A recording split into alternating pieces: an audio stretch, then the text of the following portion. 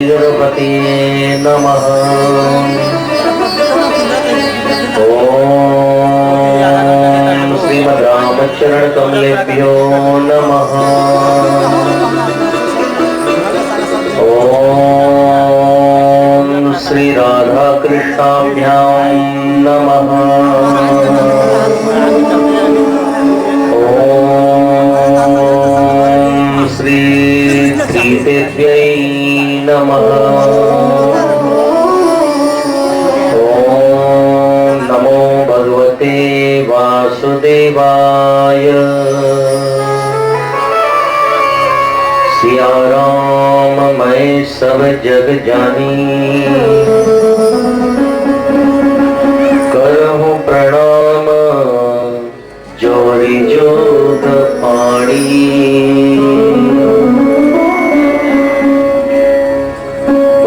भगवान की जय, बोलो गौ माता की जय, बोलो सत्य सनातन धर्म की जय।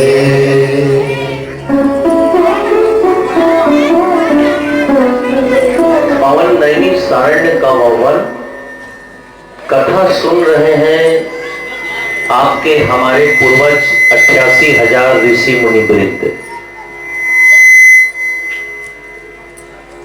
उन ऋषि मुनियों की मंडली में एक ऋषि खड़ा होता है, पूछते हैं कि हे सूर्य महाराज, आपने कल की कथा प्रसंग में यह सुनाया था कि अंतर्यामी भगवान श्री कृष्ण जब ये जान चुके कि अश्वत्थामा धोखे से इनको मारना चाहता है, तो उन पांडवों को बचाने के लिए भगवान ने आधी रात को उन सबको ले आए थे नदी के किनारे तर्पण के बहाने। बहाना बनाना केवल आपको हमको ही नहीं आता, भगवान अच्छा जानते हैं। वो कोई ना कोई बहाना ऐसा बना लेते हैं जिससे भक्तों की रक्षा हो सके, और आपको हमको पता नहीं चलता कि भगवान हम पर रोज कितनी कृपा कर रहा है। वो बताएगा थोड़ी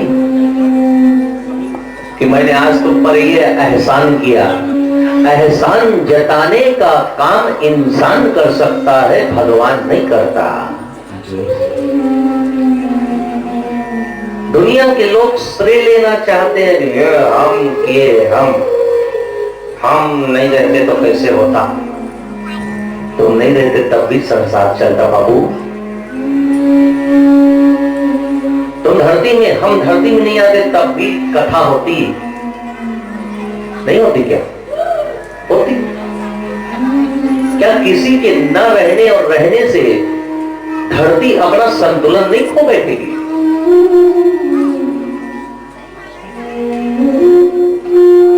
और हम श्रेय लेने की होड़ में ये भूल जाते हैं कि भगवान की हम आप पर कितनी कृपा है। यदि जन्म से आंखें न दिए रहते तो क्या होता होता? ये कृपा नहीं है। पैरों में चलने की शक्ति देती है, क्या ये कृपा नहीं है?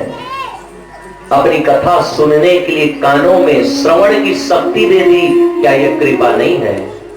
हमारे जीवन में धन वैभव सब कुछ दे दिया, जो हम चाहते थे वो सब मिला और बिना मांगे मिला, क्या ये कृपा नहीं है? क्या हम जीवन में भगवान की दया से इस धरती पर विचरण कर रहे हैं, क्या ये कृपा नहीं है? बहुत कृपा भगवान हम पर करते हैं, पर वो बताते नहीं है। पांडव भी इस बात से अनभिज्ञ रहे कि अश्वत्थामा आ गया है शिविर में।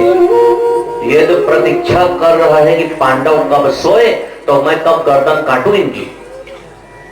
लेकिन जिसको बचाने वाला द्वारकाधीश भगवान श्री कृष्ण होए, उसको कौन मार सकता है जी भला? लोगों को लग सकता है कि इस धरती में उसकी चलती है, लेकिन नहीं, जो यहाँ का मालिक है उसी की चलेगी। आपकी हमारी नहीं चलेगी, किसी अश्वत्थामा की नहीं चलेगी। सोचने वाले कितना भी सोचे, उससे फर्क नहीं पड़ने वाला सृष्टि को। सृष्टि का जो संतुलन बना के चल रहा है वो करेगा। भगवान श्री कृष्ण तो बच्चों को भी ले जाना चाहते थे, लेकिन भीम ने बार बार टोक दिया भगवान को। और कल हमें ये बताया कि माता पिता गुरु प्रभु के पानी, अपनी नहीं विचार करें शुभ जानी। वो जो कहते हैं उसके पीछे कोई कोई कारण होता है। बिना कारण के गुरु एक शब्द नहीं बोलता। यदि समझ लिया जाए तो उन एक शब्दों में भी बहुत गहराई छुपी होती है। और इधर हुआ क्या, 5 पांडव के बच्चे, छोटे बच्चे सोए थे। अश्वत्थामा आया और उनको पांडव समझ करके बच्चों की गर्दन काट दिया, 5 की। अब मित्र दुर्योधन को जो है प्रमाण दिखाना है, कहते उसको बोरे में भर करके ले गए। दुर्योधन देखा, अरे कमाल कर दिए, 5 को मार दिए। बोले बिल्कुल मार के आ गया हूं, मुझको यकीन नहीं आता। बोले इसीलिए मैं बोरा भर के लाया हूं मुंडी को। देख, दुर्योधन ने जैसे हाथ डाला, उसमें से भीम का सिर कौन सा है खोजने लगा, क्योंकि भीम का आकार थोड़ा बड़ा था तो सिर भी बड़ा था, तो इसलिए वो देखा कि ये तो बच्चों का सिर लग रहा है। जैसे ही थोड़ा बल से दबाया तो खोपड़ी पिचक दी, जैसे कोई खरबूज या तरबूज को दबा दे। और झट से समझ गया कि ये पांडवों को नहीं मारा है, उनके बच्चों को मार के लाया। दुर्योधन तड़पने लगा, धिक्कारने लगा, गए अश्वत्थामा तुझको धिक्कार है, बच्चों को क्यों मार रहा है? बच्चों को मार दिया, ये बच्चे मेरे अपराधी नहीं है। और बच्चे तो बच्चे होते हैं, बच्चे अपराध कर ही नहीं सकते, बच्चे कभी दोषी नहीं होते। पांडव दोषी है, मेरे दुख का कारण पांडव है। मैं पांडवों को मार के लाता तो मैं तुझको पुरस्कार देता, तुमको पूरा हस्तिनापुर भी दे देता। ये निर्दोष बच्चों को क्यों मारा? बच्चों पर दुश्मनी निकालनी अच्छी बात नहीं है। तूने घोर पाप किया है, आताताई की श्रेणी तो आ चुका है।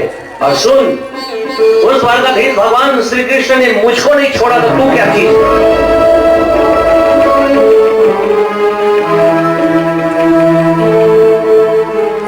मेरे जैसे व्यक्ति को नहीं छोड़ा दुर्योधन, मेरा नाम, तुझको तो मारते देर भी नहीं लगेगी। तू पाप ही ऐसा किया है, इसे जहां तक भाग सकता है भाग जा अश्वत्थामा, और भाग तो सकता नहीं क्योंकि उसकी पहुंच सब जगह है।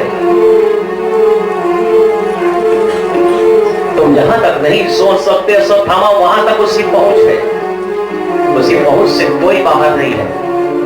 दुर्योधन मरते समय ज्ञान की बातें कर रहा है।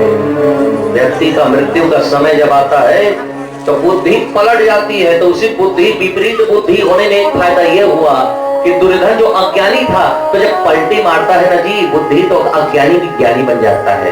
भगवान के लिए कोई बड़ी बात नहीं है कि अज्ञानी को ज्ञानवान बना देना। अब पलटी बुद्धि तो सब कुछ पलटा ना। अज्ञानी था ये, मूर्ख था, अब विद्वान की तरह बातें करता है। ये वही दुर्योधन है जो अभिमन्यु को घेर के मरवाया था कई महारथियों के बीच में, और आज छोटे बच्चों के 5-5 बच्चों के मर जाने पर दुखी हो रहा है। वास्तव में भगवान ही बुद्धि का संचालन करते हैं। ये दुनिया के लोग बड़े विचित्र हैं, भ्रम में पड़े रहते हैं। बोले बुद्धि बढ़ाने की दवाई क्या है? बोले बैद्यनाथ का संग पुष्पी पियो। बोले ऐसे टॉनिक पीने से बुद्धि बढ़ती है? ऐसे भ्रम में नहीं पड़ना। यदि बुद्धि को बढ़ाना है तो सत्संग में आना पड़ेगा, यही सबसे बड़ा टॉनिक है। यही है। और फिर अश्वत्थामा भाग गया, छूट गया। और इधर क्या हुआ? इधर जैसे ही वापस आए, द्रौपदी रोने लगी, मेरे बच्चों को किसने मारा? आंखों में आंसू भर गए। पूरी सभासद आ गई, सभी दरबारी आ गए, सभी प्रजागण आ गए, सैनिक आ गए। द्रौपदी कहने लगी, मेरे बच्चों ने किसी का क्या बिगाड़ा है, क्यों इसको मार दिया? भगवान सब कुछ जान रहे हैं, फिर भी कर क्या सकते हैं? अपनी ओर से बचाने का प्रयास तो भगवान किए थे। वो तो हम मनुष्य ही होते हैं जो वेदों की वाणी को मानते नहीं है। जो पुराण की बातों को मानते नहीं है, क्योंकि पुराण में एक बातें हमारी भलाई के लिए लिखा हुआ है। यदि मानते, इस श्री कृष्ण की बातों को यदि मान लेते, तो ये रोना नहीं पड़ता। हमारे जीवन में दुख तभी आता है जब हम भगवान की कही हुई बातों को मानते नहीं हैं। ये दुख इसी का परिणाम है। भीम आ गया रो करके कहने लगा, द्रौपदी तुम रो मत, बच्चों का हत्यारा जहां कहीं भी होगा सकल ब्रह्मांड में खोज के लाऊंगा और तुम्हारे सामने तुम जैसा कहोगे उसी प्रकार उसका प्राण दंड दूंगा। सभी रो रहे हैं। युधिष्ठिर कहने लगे गुप्तचरों को बुलाया जाए। गुप्तचर आए, पूछने लगे, हे गुप्तचर, तुम्हारे पास कोई सूचना है इस घटना की? अरे महाराज, हमने देखा कि पश्चिम दिशा से अश्वत्थामा आ रहा था आधी रात को शिविर की ओर, और ये सूचना हमने आपके सैनिकों को भी दी। तो भीम ने सैनिकों को बुलाया, बोले क्यों, सूचना मिली थी, तुमने क्या किया? बोले महाराज, जैसी सूचना मिली तो हमने खोज करनी प्रारंभ कर दी और चारों ओर हमने अपने सैनिकों की संख्या बढ़ा दी, शिविर की सुरक्षा बढ़ा दी थी। लेकिन पता नहीं कैसे वो अंदर आया, पता नहीं कैसे आया। ऐसी सुरक्षा करते हो? ये सुरक्षा है? लगता है महाराज वो सैनिक का निवेश बना के आ गया था और आधी रात को हमने पहचान नहीं पाए उसको। दसों दिशाओं में फैल जाओ और जहां कहीं भी अश्वत्थामा मिले उसको बेड़ियों में बांध कर घसीटते हुए यहां तक लाया जाए। अब युधिष्ठिर जो है सम्राट है धरती का, लाखों सैनिक दसों दिशाओं में दौड़े, लेकिन भगवान जानते हैं और अर्जुन जानता है कि अश्वत्थामा को पकड़ना इन सैनिकों के बस का नहीं है। कोई नहीं पकड़ सकता। अश्वत्थामा कोई ऐसा वैसा महारथी नहीं है। अर्जुन ने आशा भरी दृष्टि से भगवान श्री कृष्ण की ओर देखा, आशा भरी दृष्टि से। और हम किसकी ओर देखते हैं आशा भरी दृष्टि से? तो अपने परिवार की ओर, अपने खानदान की ओर, अपने पुत्र की ओर, अपने संतान की ओर। आशा, और आशा ही निराशा की जननी होती है। याद रखना, एक पिता अपने संतान से आशा रखती है, ये बड़ा होगा, मेरा नाम करेगा रोशन, जग में मेरा राज जुटाना, बड़ा होगा, मेरे साथ काम करेगा, मेरा हाथ पटाएगा। आशा है। माता पिता अपने बच्चों से आशा रखती है। सूर्य कहते हैं कि हे संतों, आशा किसी से नहीं रखनी चाहिए, क्योंकि आशा रखोगे और यदि वो आपकी आशा में खरा नहीं उतरा तो वहीं से निराशा होती है। आशा टूटी, निराशा का जन्म होता है। यदि जीवन में निराश नहीं होना चाहते हो तो दुनिया में किसी से आशा मत रखना, लेकिन अपना कर्तव्य जरूर निभाना।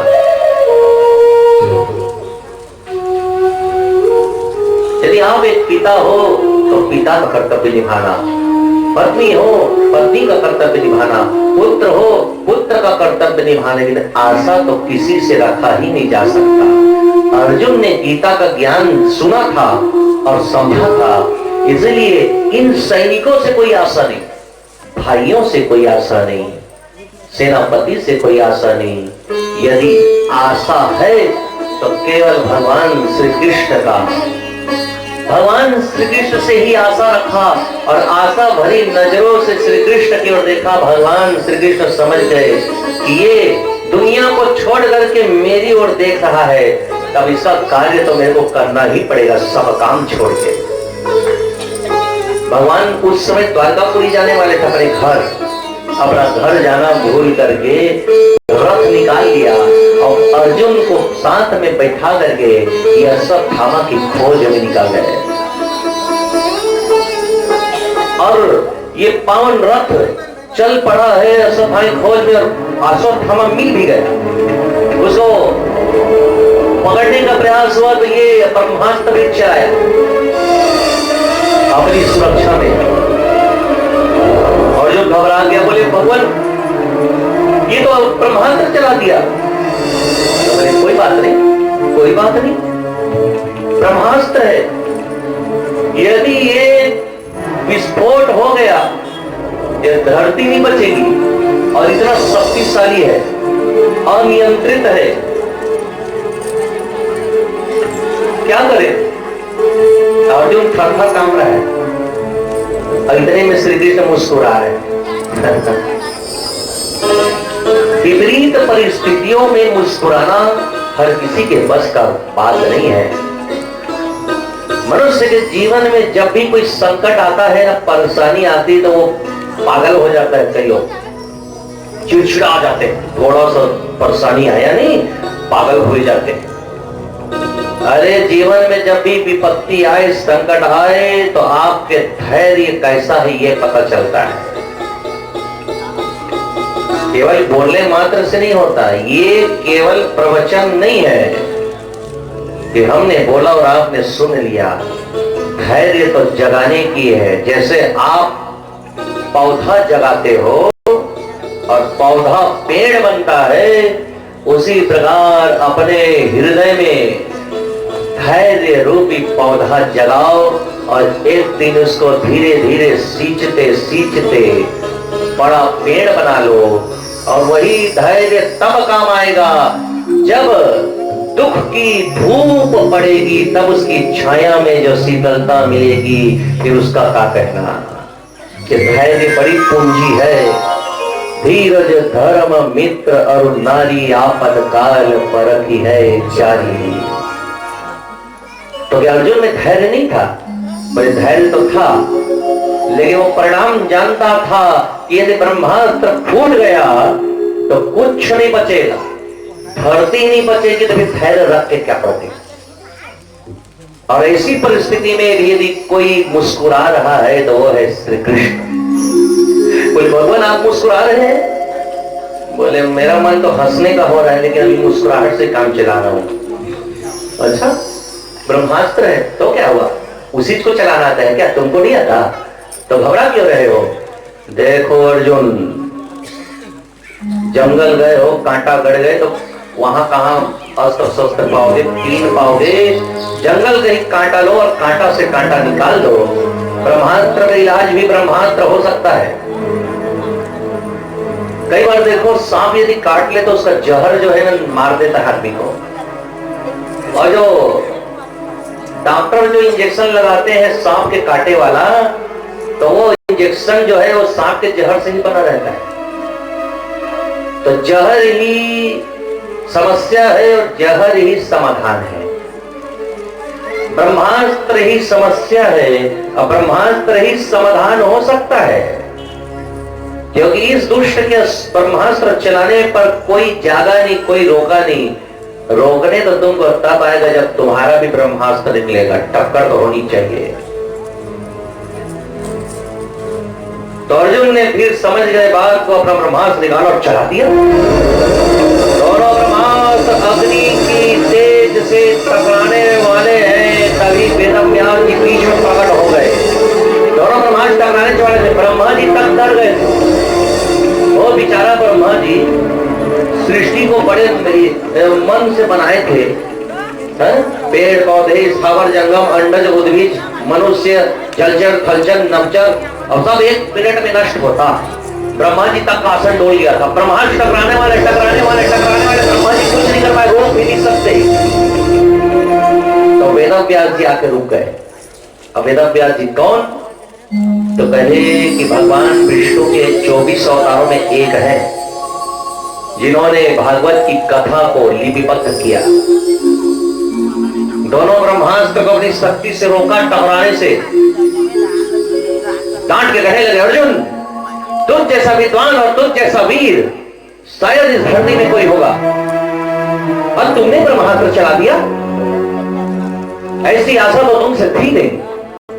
अर्जुन हाथ जोड़ कहने लगा, भगवान पहला ब्रह्मास्त्र मैंने नहीं चलाया, इस अश्वत्थामा ने चलाया है। तो आप इनको कहिए, यदि ये अपना अस्त्र वापस लेता है तो जैसी आपकी आज्ञा होगी मेरे सिर माथे पर।